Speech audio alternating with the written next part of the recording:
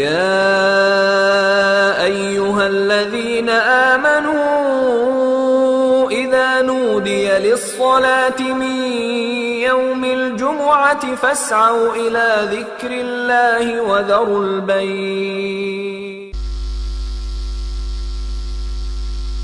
الحمد لله نحمده ونستعينه ونستغفره ونعوذ بالله من شرور أنفسنا ومن سيئات أعمالنا من يهده الله فلا مضل له ومن يضلله فلا هادي له أشهد أن لا إله إلا الله وحده لا شريك له وأشهد أن محمدا عبده ورسوله.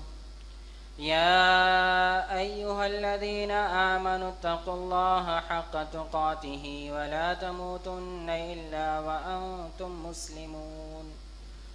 يا أيها الناس اتقوا ربكم الذي خلقكم من نفس واحدة وخلق منها زوجها وبث منهما رجالا كثيرا ونساء واتقوا الله الذي تساءلون به والأرحام إن الله كان عليكم رقيبا.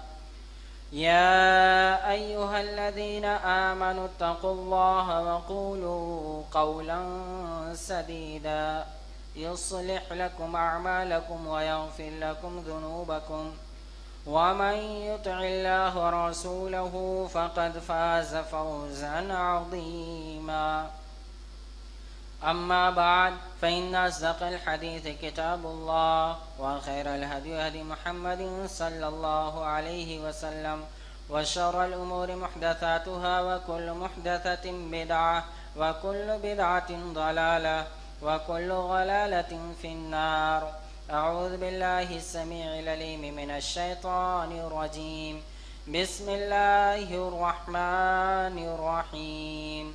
إن عدة الشهور عند الله 12 شهرا في كتاب الله يوم خلق السماوات والأرض منها 4 حرم ذلك الدين القيم فلا تظلموا فيهن أنفسكم.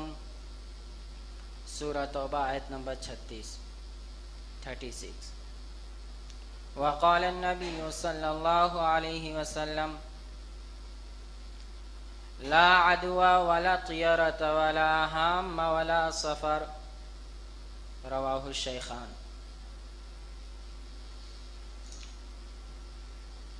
تمام قسم کی تعریف و توصیف کبریائی بڑائی اقتائی پارسائی بزرگی اس رب العالمین کے لیے زیبا ہے جس نے ہمیں ہدایت سے نوازا. سبحان اللہ و بحمدہ عدد خلقہ و رضا نفسہ و زینت عرشہ و مداد کلماتہ. اور بے شمار درود و سلام ہو تمام انبیاء و رسل پر، خصوصاً رحمت للعالمین صلی اللہ علیہ وسلم پر، کہ جن کی بدولت ہمیں یہ دین ملا، یہ اسلام ملا. اللہم صلی بارک علی محمد وعلی آل محمد کما صلیت و بارکت علی ابراہیم وعلی آل ابراہیم انک حمید مجید. اللہم بارک علی محمد وعلی آل محمد کما بارکت علی ابراہیم وعلی آل ابراہیم انک حمید مجید. خطبہ مسنونہ کے بعد جو آیت شریفہ پڑھی گئی ہے وہ سورہ توبہ کی ہے، آیت نمبر 36. اس میں اللہ رب العالمین نے ارشاد فرمایا ہے ان عدت الشہور عند اللہ 12 شہرا، کہ اللہ کے نزدیک مہینوں کی تعداد 12 ہے. اور یہ کب سے ہے؟ یوم خلق السماوات والارض، جب سے زمین و آسمان کو پیدا کیا. منہا 4 حرم، اس میں سے 4 مہینے جو ہیں وہ حرمت والے ہیں. فلا تظلموا فیہن انفسکم، تو تم ان مہینوں میں اپنے نفسوں پر گناہ کر کے ظلم نہ کرو. تو حرمت والے مہینے وہ عربی کیلنڈر کے حساب سے قمری تاریخ کے 11 10 11 12 یہ تو مسلسل ہیں. ذوالقعدہ، ذوالحجہ اور پھر 10 11 11 12 یہ مسلسل، اور ایک محرم پہلا مہینہ، یہ 3 مہینے مسلسل ہیں، اور اس کے بعد ایک رجب۔ تو ان حرمت والے مہینوں کی اللہ رب العالمین نے خاص طور سے ارشاد فرمایا کہ تم ان میں ظلم نہ کرو، گناہ کے کام نہ کرو، اس لیے کہ معزز مہینے ہیں، محترم مہینے ہیں، ان کا احترام کرو۔ حرمت والے مہینے کا مطلب، حرمت کا مطلب ریسپیکٹڈ، بہت عزت والے ہیں، اللہ کے نزدیک یہ مہینے بہت ہی محبوب ہیں۔ تو جیسا کہ ہمیں اور آپ کو معلوم ہے کہ عربی کیلنڈر میں ہر مہینے کچھ نہ کچھ لوگوں نے بدعات جوڑ رکھی ہیں، تو اسی میں سے ایک یہ بھی ہے کہ ماہ سفر کی حقیقت قرآن و حدیث کی روشنی میں آج اس پر بات ہوگی۔ یہ محرم کے بعد آتا ہے، حرمت والے مہینے کے بعد۔ تو کچھ لوگ ماہ سفر کے تعلق سے دور جاہلیت کے مطابق آج بھی وہی عقیدہ رکھتے ہیں جو کفار لوگ رکھتے تھے، کہ سفر کا مہینہ منحوس ہوتا ہے، مصیبتوں والا مہینہ ہے، اس میں شادی بیاہ نہیں کرنی چاہیے، دیگر خوشی کے کام نہیں کرنے چاہیے، کوئی بڑا ارادہ نہیں کرنا چاہیے، اس لیے کہ اس میں ناکامی ہاتھ آتی ہے، ایسا لوگ کہتے ہیں۔ تو ان ساری باتوں پر آج بحث ہوگی۔ تو سب سے پہلے یہ بات معلوم ہو گئی کہ مہینوں کو اللہ رب العالمین نے ہی بنایا ہے، یہ کسی انسان کی بنائی ہوئی نہیں ہے، اور ان کی تعداد اللہ نے 12 رکھی ہے، اور یہ سیکوینس میں ہے، ان کو آگے پیچھے کوئی نہیں کر سکتا۔ جیسے جمعہ کے دن کو کہ آج جمعہ ہم لوگ نہیں پڑھیں گے، سیٹرڈے کو پڑھیں گے، تھرسڈے کو پڑھیں گے، آج کل فرصت نہیں ہے اس لیے سنڈے کو پڑھ لیں گے جمعہ، ایسا نہیں چلتا۔ جس چیز کو جہاں پر اللہ نے رکھ دیا وہ وہیں رہے گا، اس کو آگے پیچھے نہیں کر سکتے۔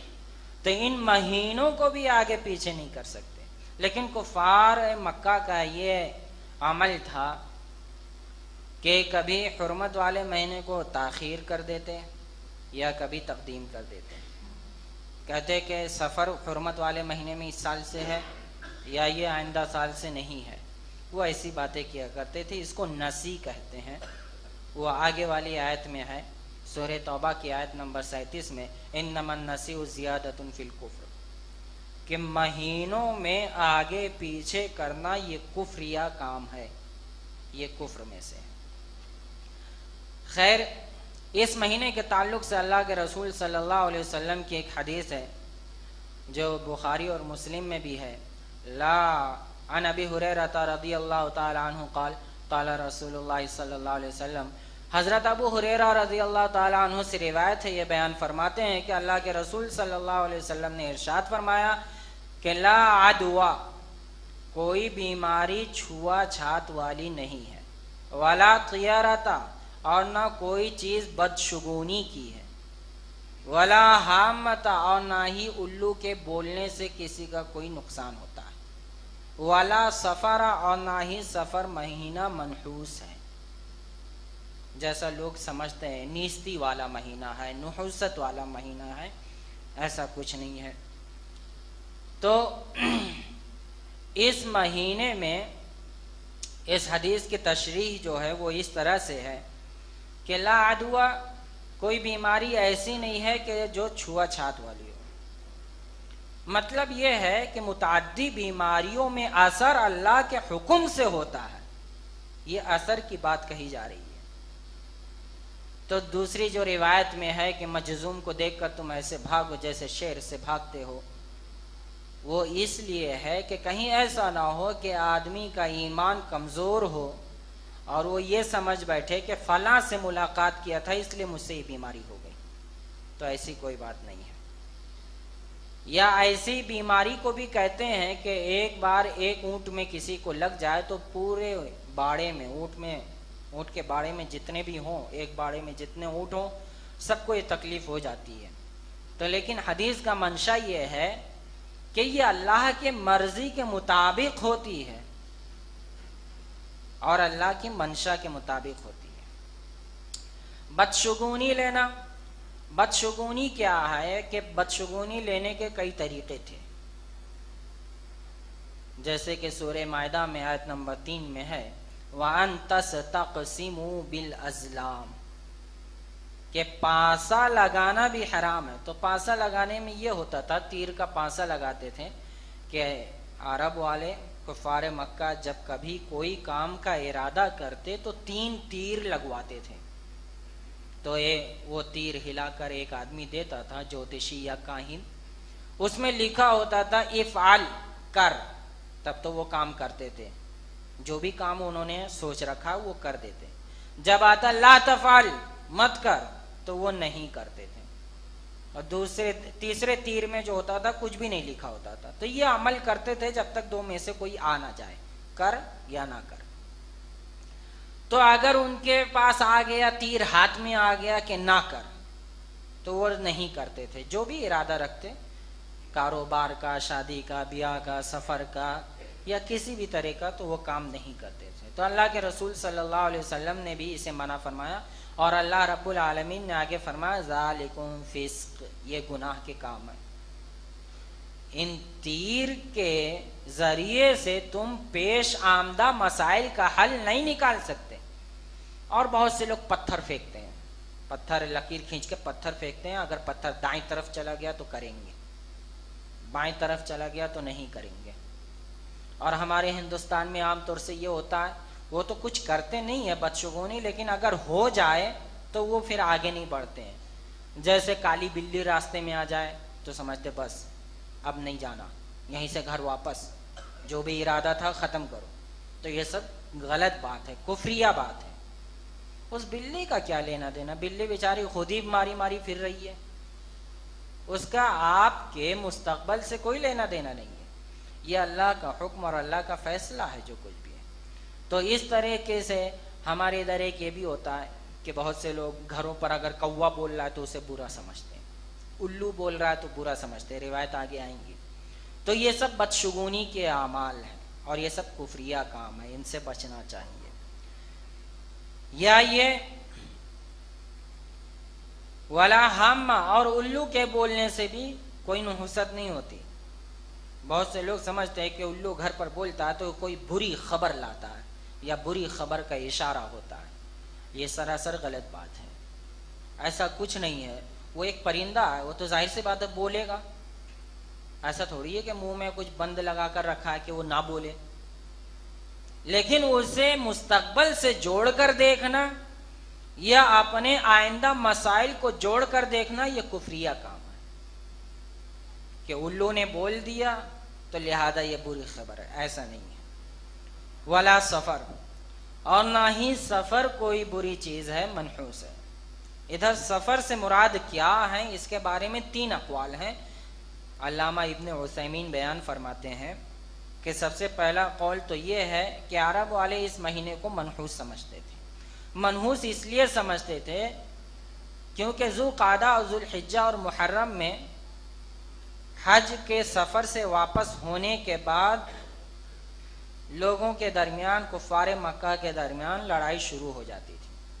عرب والے اس کا احترام نہیں کرتے تھے کیونکہ 3 مہینے حرمت والے جو ہیں اس میں وہ عزت و احترام سے ایک دوسرے سے پیش آتے تھے، لیکن جب سفر کا مہینہ شروع ہو جاتا تو مار دھاڑ، لڑائی، قتل و غارت گیری کرنا شروع کر دیتے، جس کی وجہ سے وہ گھروں سے خالی ہو جاتے یا اپنے جائیداد سے خالی ہو جاتے۔ دوسرا قول یہ ہے کہ یہ ایک پیٹ کی بیماری ہے جو اونٹوں میں لاحق ہوتی ہے، تو جس کی وجہ سے سارے ساتھ میں رہنے والے اونٹوں کو ہو جاتی ہے۔ اور تیسرا قول یہ ہے کہ حرمت کے مہینے میں تقدیم و تاخیر جسے نسی کہتے ہیں وہ نہیں ہے، لیکن پہلا قول ہی راجح ہے کہ عرب والے سفر مہینوں کو منحوس سمجھتے تھے، تو اسلام نے اس کو منع کیا کہ مہینہ، دن یا کوئی چیز منحوس نہیں ہوتی ہے۔ منحوس آدمی کا اپنا عمل ہوتا ہے، اگر وہ برا عمل کر رہا ہے، اللہ کی نافرمانی کر رہا ہے، دین کے خلاف چل رہا ہے، قرآن و حدیث کے خلاف چل رہا ہے، اللہ اس کے رسول کے خلاف چل رہا ہے، تو یقیناً یہ اس کے لیے منحوسی کی بات ہے۔ اور سب سے خوشی کی بات یہ ہے کہ اس کا دن اور رات اللہ کے اطاعت اور رضامندی میں گزرے، اللہ اس کے رسول کے اطاعت میں گزرے، قرآن و حدیث کی اتباع میں گزرے، یہ سب سے برکت والی بات ہے، یہ سب سے بہترین بات ہے۔ تو لہذا حرمت والے مہینے میں، اس مہینے میں جو بدشگونی لی جاتی ہے کہ یہ مہینہ بہت برا ہے، اس مہینے میں کوئی کام نہیں کرنا چاہیے، آج کے مسلمانوں میں بھی یہی ہے۔ بہت سے مسلمان ایسا سمجھتے ہیں، لیکن انہیں کچھ آیتوں کا میں ذکر کرتا ہوں، اس سے ان پر یہ بات واضح ہو جائے گی کہ بھلائی یا خیر، بھلائی یا برائی، شر یا خیر، یہ اللہ کے ہاتھ میں ہے، کسی دن، رات، سال، مہینے کے ہاتھ میں نہیں ہے، اور نہ ہی کسی جانور کے ہاتھ میں ہے۔ اللہ رب العالمین ہی فیصلہ کرتا ہے کہ کس کے ساتھ کیا ہونا ہے۔ تو لہذا ہمیں اپنا عقیدہ کمزور نہیں کرنا چاہیے چھوٹی چھوٹی باتوں کو دیکھ کر۔ کیا کہ یہی کالی بلی نے راستہ کاٹ دیا، یا کوئی اندھا آدمی مل گیا، یا یہ کہ کوئی معذور آدمی مل گیا، میرا کام بیکار ہو جائے گا، یہ سب سراسر غلط بات ہے۔ اللہ رب العالمین نے ارشاد فرمایا وَإِن يَمْسَسْكَ اللَّهُ بِضُرٍّ فَلَا كَاشِفَ لَهُ إِلَّا هُوَ، کہ اگر اللہ رب العالمین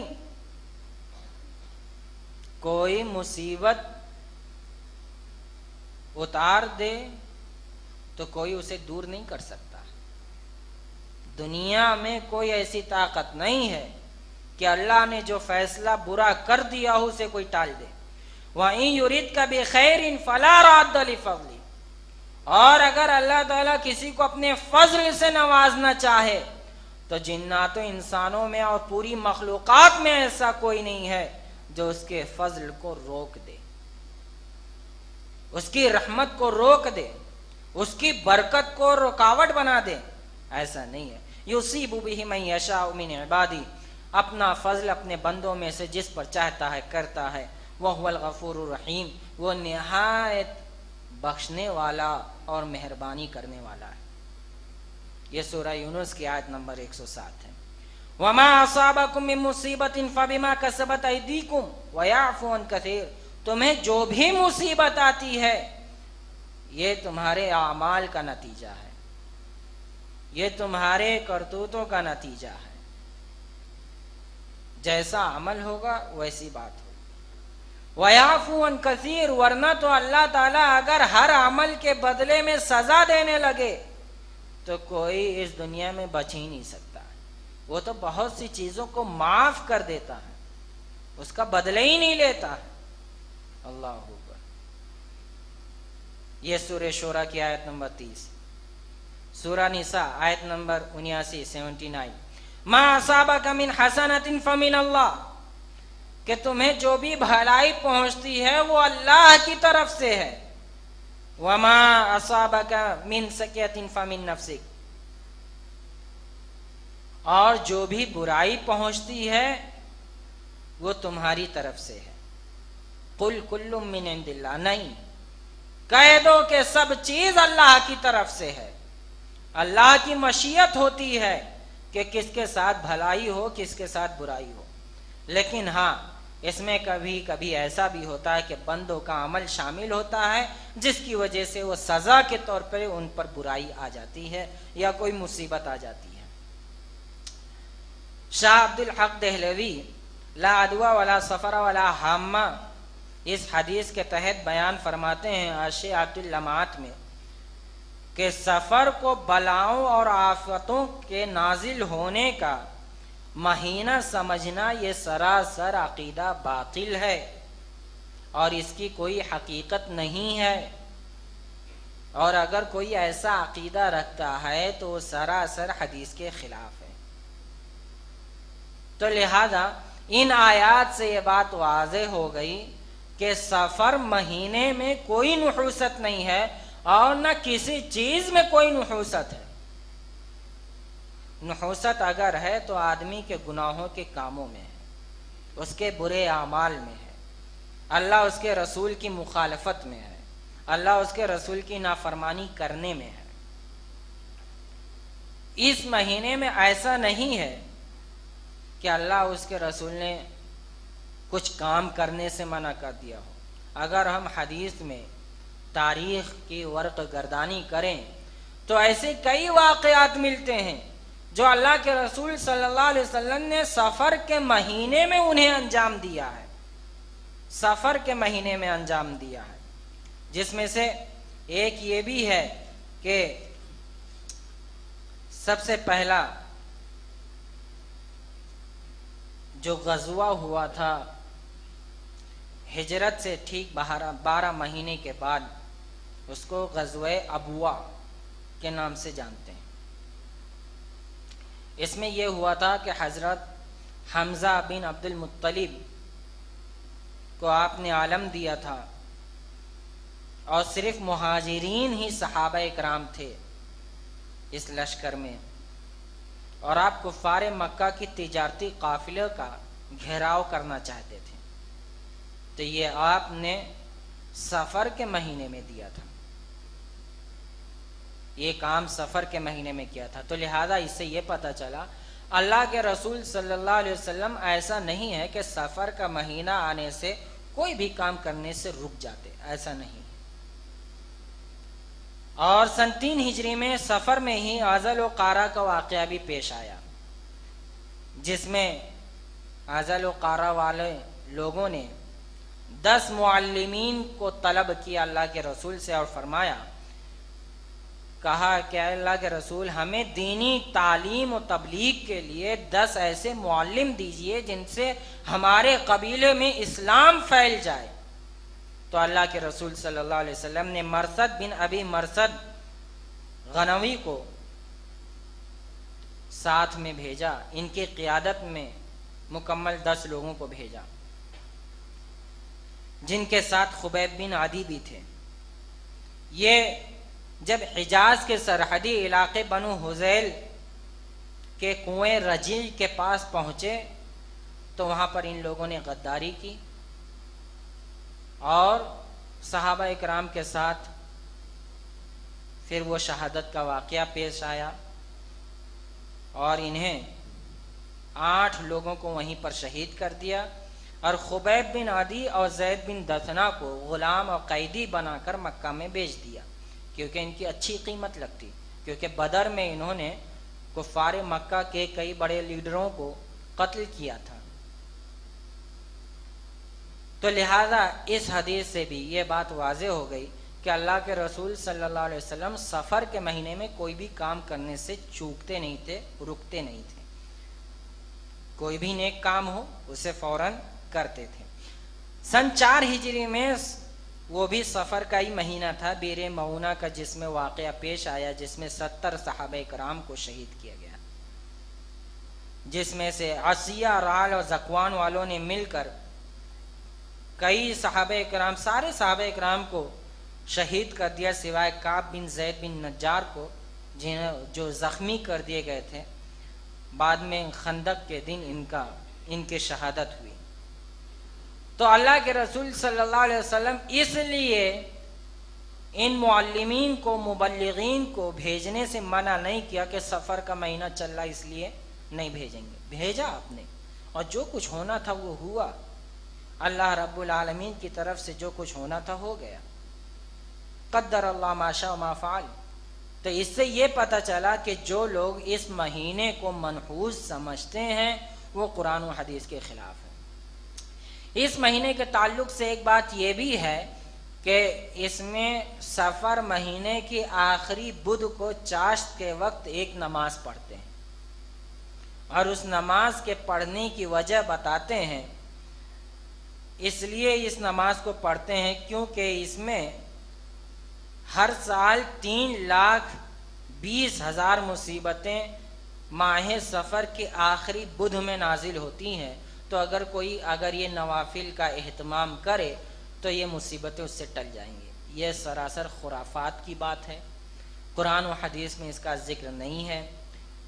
فتاوی اللجنہ الدائمہ، جو سعودی عربیہ کی ایک کمیٹی ہے فتویٰ دینے کی، ان کا کہنا ہے کہ اس طرح کی کوئی بھی خاص نماز کتاب و سنت کے ذخیرے میں ہمارے پاس نہیں ہے اور نہ ہی سلف سے اس کا کوئی ثبوت ہے۔